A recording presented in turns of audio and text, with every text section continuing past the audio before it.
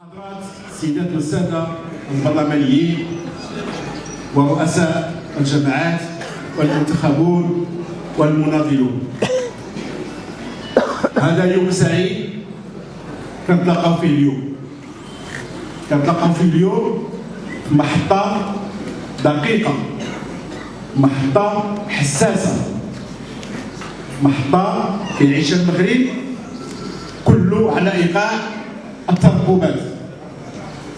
ولكن اليوم نحن كفاعلين سياسيين، كحركة شعبية، أحد الأحزاب الرئيسية والتاريخية في المنظومة السياسية المغربية، يجب أن نكون حاضرين، أن نكون فاعلين، أن نكون مساهمين ومؤطرين وموجهين السياسات العمومية وخصوصا السياسة التنموية. الجسم السياسي كما قلت يعيش حالة ترقب، ولكن ليس لنا أن نترقب فحسب، ولكن علينا أن نشتغل، علينا أن نتحرك، علينا أننا نشتغل ونكونوا حاضرين. بل الانتخابات حتى اليوم ما كاينش تحركات كبيرة، في حين أن الأحزاب الأخرى بدأت تتنظم وتتحرك، ومن بعد النتائج اللي حصلنا عليها الحمد لله جيدة، اليوم أبسيط الإلهام والحركة الشعبية والمكتب السياسي أن ينطلقوا انطلاقة جديدة، ولكن بمنظور جديد وبمقاربة جديدة كتضمن لنا الحضور الحقيقي ديال الحزب ديالنا، وكذلك كتضمن لنا اننا نكونوا حاضرين في المستقبل اكثر من اليوم. وبينت لنا اليوم الساحه السياسيه انه ما عندناش الحضور اذا ما تنظمناش وما تهيئناش وما تهيئناش. وفي هذا الاطار المكتب السياسي برئاسه السيد امين العام وضع واحد التصور ديال اعاده الهيكله والتنظيم المحلي والاقليمي والجهوي لكل مناطق الحركه الشعبيه.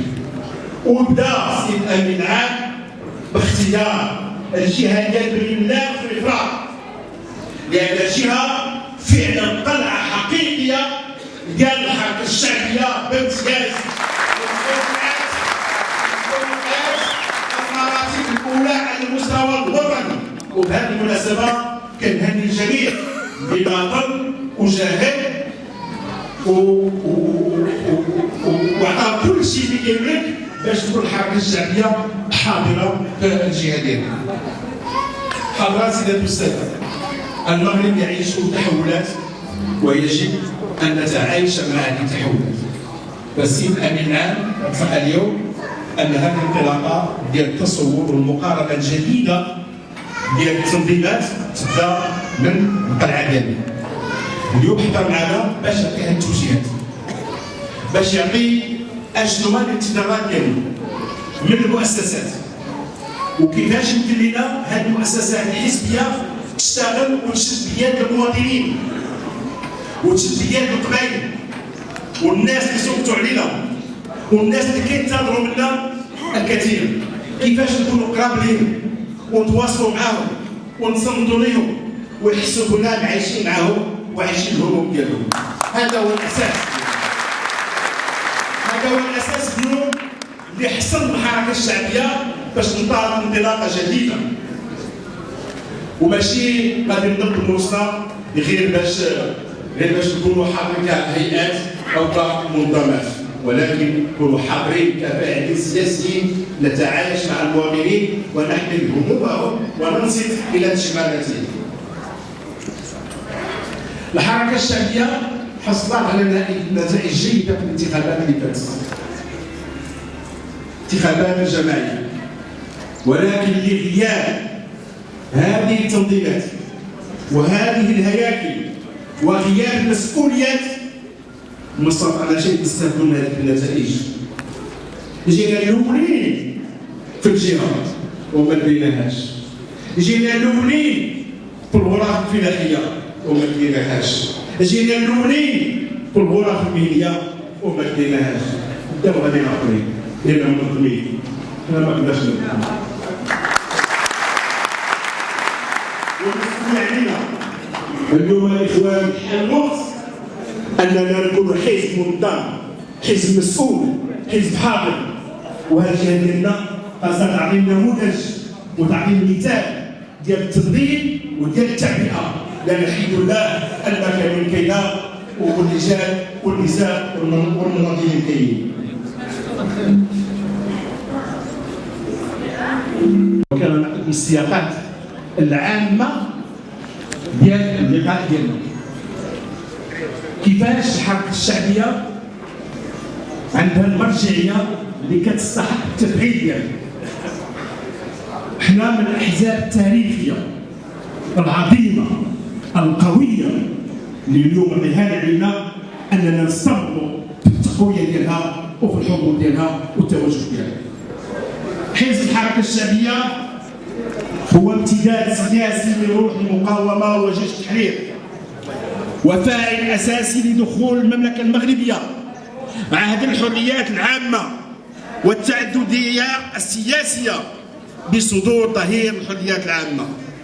حزب الحركه الشعبيه يناضل منذ اكثر من نصف قرن على تاسيسه من اجل مغرب ديمقراطي وتنموي في اطار دوله حديثه تتفاعل فيها الافكار والتوجهات،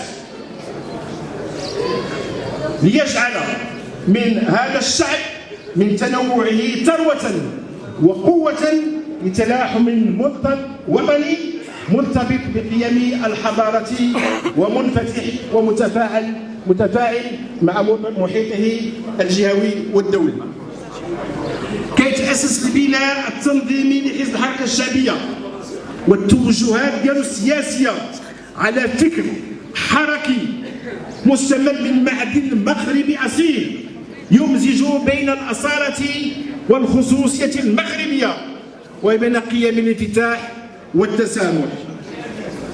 في ضوء هذه المرجعيات يعمل حزب الحركة الشعبية على بناء مجتمع يكفل كرامة كافة أبنائه ويوفر التوازن التنموي والجهوي والاجتماعي في المجال المنشود.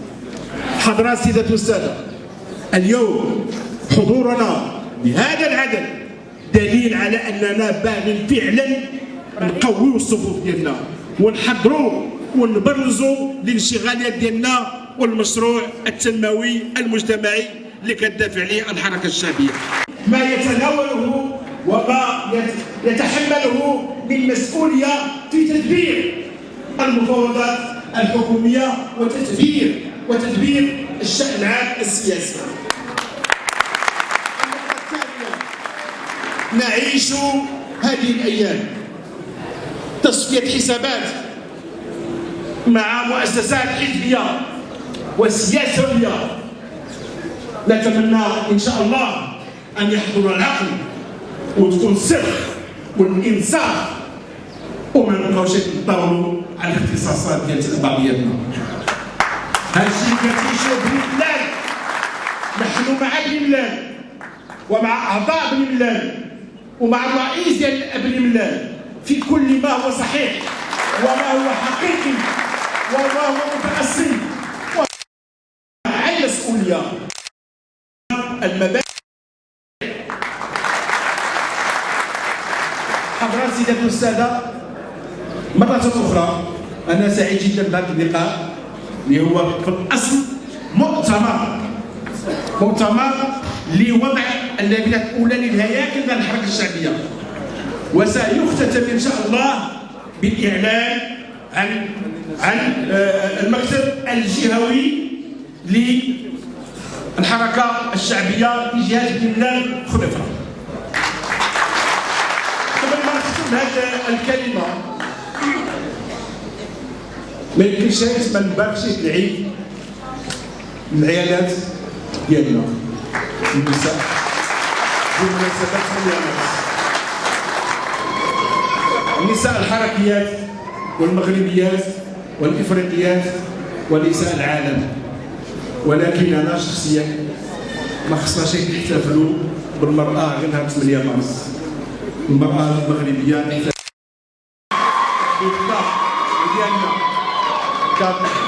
المرأة كتضرب الحقوق ديالها، ولكن المشكل تاع المرأة ماشي في الراجل. المشكل ديال المرأة حتى في المرأة كذلك، لأن هذا مجتمع متكامل لننهض به، والمغرب مستعد ومستحق ويعني محتاج ماشي بالدور تاع المرأة يعطيها حقها، ولكن باش تكسب من وراها الدينامية ديالها والثروة ديالها والذكاء ديالها باش تساهم إلى جانب أخي الرجل في تنمية هذه البلاد وراء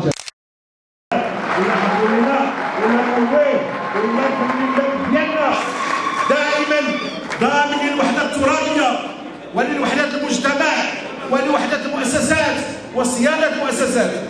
الله يرجع فينا يا جلالة الملك محفوظا معززا مكرما